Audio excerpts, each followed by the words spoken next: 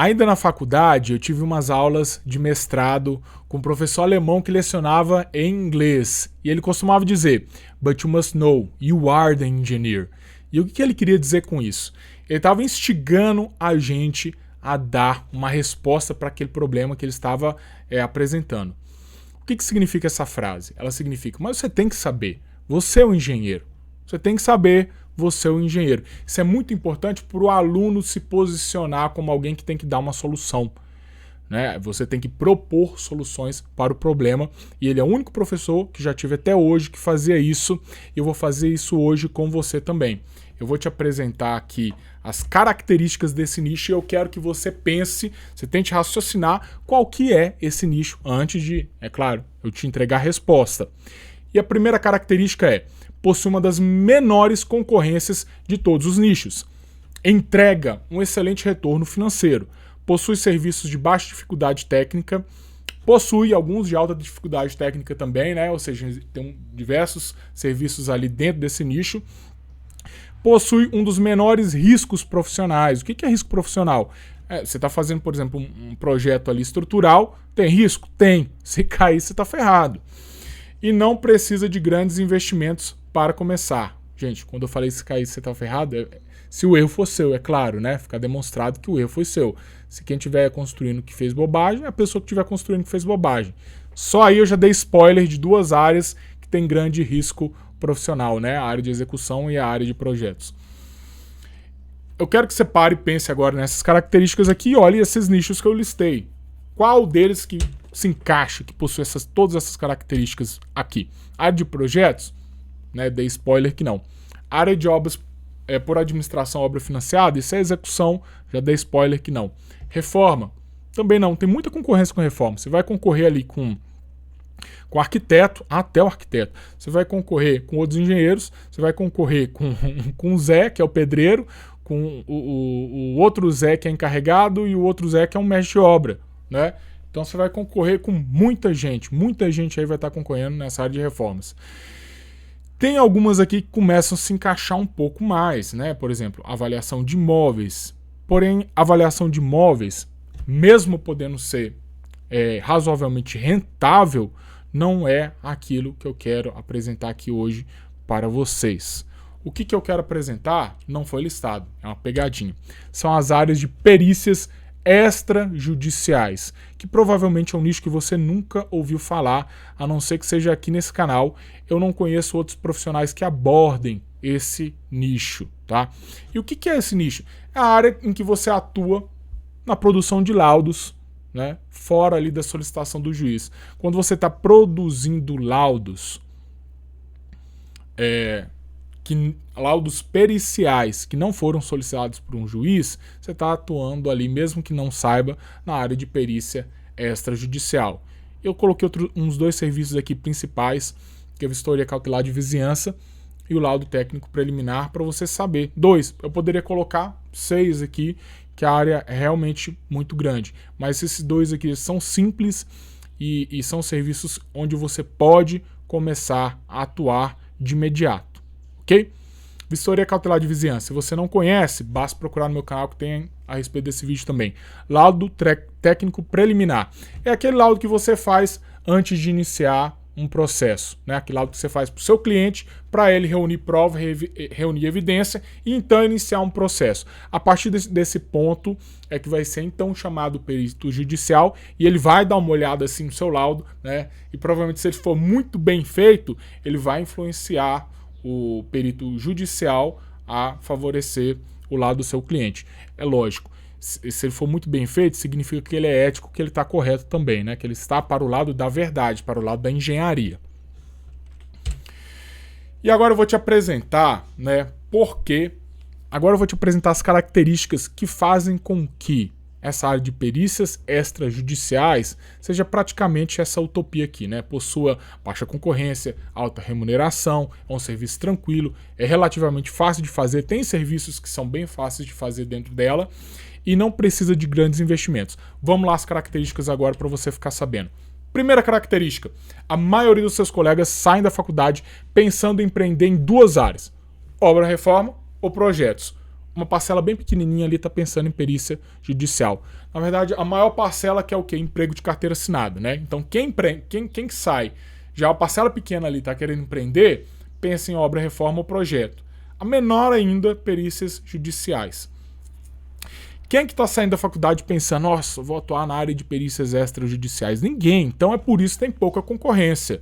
Essa é a primeira característica que traz vantagens para essa área. Travando um pouco a língua aqui, eu devia ter uma garrafa de água perto. Vamos lá. Segunda.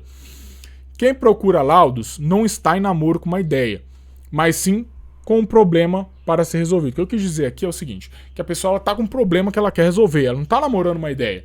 Quem está projetando, namora a ideia de projetar. Então a pessoa quer pegar o melhor projetista, a referência, o portfólio.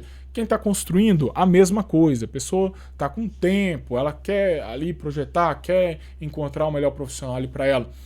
Agora, quem está com problema, quer resolver rápido.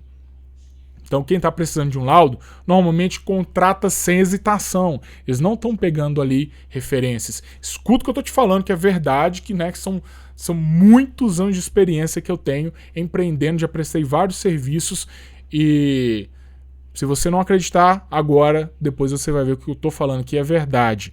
É muito fácil você pegar esse serviço, porque os clientes não vão hesitar em te contratar, principalmente se você souber precificar da forma correta. Número 3. Com um computador, celular e treina e um fissurômetro, você já está pronto para começar. Se você não sabe o que é o fissurômetro, ele é uma treninha, praticamente, né? Como se fosse uma treninha, com várias espessuras ali de fissuras para você comparar, né? E você determinar qual que é a espessura de uma fissura, trinco ou rachadura. E o investimento é muito pequeno, porque computador e celular você já deve ter, treina R$50, fissurômetro 10 no máximo. Então, com pouco de investimento você já pode começar. Aí você pode estar pensando assim, Giovanni, mas e todos os outros equipamentos? E se eu precisar ali de um esclerômetro, se eu precisar de fazer um ensaio, como é que eu vou fazer? Contrata o laboratório. Né? Você tem laboratórios especializados em concreto armado, em materiais da construção civil. Você vai contratar um laboratório. Se não houver o laboratório ali na sua região, é porque não vai existir a demanda por esse tipo de ensaio na sua região, ou porque ela é extremamente baixa, então você não precisa se incomodar, porque não é isso que vai trazer uma fonte de renda para você.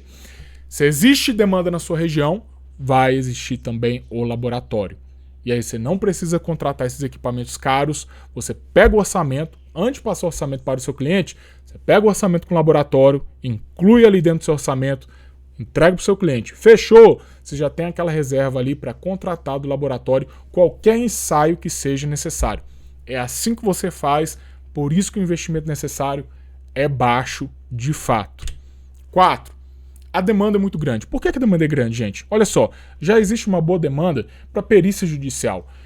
E olha que a perícia judicial ela só acontece quando o juiz pede ali um perito.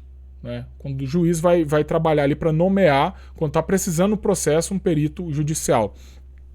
Fora dos processos, tem um mar de laudos que são feitos e contratados pelo setor privado, tanto pessoa física quanto pessoa jurídica. Okay? Existe um mar, é todo o mercado privado. Então a demanda é realmente muito grande para essa área. E 4. Possui excelente sinergia com outras atividades e nichos da engenharia civil. O que é sinergia? É bem simples, você está pegando uma área ali, ela tem muito a ver com a outra, você consegue inclusive fechar um serviço, né, que encaixa uma coisa na outra. E eu vou apresentar aqui as áreas com sinergia fraca, forte e simbiótica. Tá? Sinergia fraca. Obra por administração, obra financiada, planejamento e orçamento. Isso aí tem pouca sinergia, dificilmente você vai conseguir relacionar uma coisa à outra. A área de perícias extrajudiciais com essas três aí que estão com sinergia fraca. Reformas, projetos. Reformas tem uma boa sinergia com a área de perícia extrajudicial? Tem. Por que tem uma boa sinergia? Frequentemente, a reforma é para corrigir ali um problema, um problema ali do seu cliente. Então, às vezes o problema pode ter sido causado ali pela construtora, né? E você já entra com a elaboração do laudo para processar, e talvez já coloca ali o orçamento também para reparar, para fazer a reforma de reconstituição do problema. Projetos, tem muito a ver? Sim. Por quê? quando você está estudando, por exemplo, estrutura de concreto armado, você entende como é que funcionam as deformações da estrutura de concreto armado. Então, problemas relacionados à estrutura, você tem uma afinidade muito maior de resolver na sua perícia extrajudicial. Fica muito, muito mais simples, por isso que tem uma forte sinergia entre essas duas atividades. Agora, regularização de imóveis, eventualmente você vai ter que redigir algum documento, né? Porém, eu não quis colocar uma categoria a mais exclusiva, mas se eu pudesse colocar, eu colocaria uma quarta categoria aqui, como se fosse relação neutra, né? Que regularização de imóvel não tem tanto assim a ver. Perícias judiciais, é praticamente simbiótica a relação, né? Eu não trabalho com perícia judicial, que fique claro aqui, existe muita gente chega até mim fazendo pergunta de juiz, de não sei o que, nomeado, como é cadastro tribunal, eu não sei, tá? Não sei porque eu não trabalho com isso. Não é atraente para mim, não estou falando que a área é ruim, mas para mim não é atraente. Eu já trabalho na área de projetos e na área também de perícias extrajudiciais, atendendo o setor privado. Já está o suficiente para mim, eu não vou abraçar outra área. Avaliação de imóveis. Também tem uma simbiose muito grande. Tanto é que a maioria das pessoas que estudam ali as atividades periciais acabam também fazendo avaliação de imóveis. Patologia das construções, que é aquela engenharia diagnóstica, né? Tem muito a ver. Você vai estar trabalhando ali com a 13752 frequentemente. Toda hora você vai estar mexendo com essa norma e elaborando laudo se você está trabalhando ali na área de engenharia diagnóstica. Eu lembrei de uma coisa aqui também, gente, que é o seguinte: laudo de reforma não é uma atividade pericial, ela não está dentro dessa área de perícia extrajudicial. Porém, o mercado acha que sim, o mercado acha que é laudo, né? Então entra também, e aí entra com simbiose na questão das reformas, né? Se você pega lá a 13752, aliás, a 16280, a norma a respeito dos planos de reforma, né? Que é 16280, você vê que a palavra laudo nem sequer existe, embora o mercado contrate esse serviço como se fosse um laudo, né? Por isso que você pode pegar esse serviço também. E como que você vai continuar os seus estudos agora? Eu aconselho você pegar ali a 13752, que é a norma de perícias na construção civil, a nossa norma, né? E comece a estudar. A primeira coisa que você vai fazer é isso. Eu citei aqui também a resolução 345 do CONFEA e a lei federal número 5.194, só para falar que você não está dependendo aí de mestrado, não está dependendo aí de pós-graduação, não está dependendo de doutorado, não está dependendo de curso complementar, nada, né? Nada. Você já está apto a entrar dentro desse nicho se você formou. Você é formado aí em engenharia civil, é formado em arquitetura, já pode fazer. Não tem nada, absolutamente nada te impedindo. Vai lá e confere a resolução 345, olha o que eu estou falando, ou confere a lei federal número 5.194, tá? As duas garantem que você já pode ingressar nessa área e começar a ganhar dinheiro. E eu espero que eu tenha entregado para você aqui hoje um pouco de conhecimento necessário para você construir um Brasil melhor. Grande abraço e até o próximo vídeo.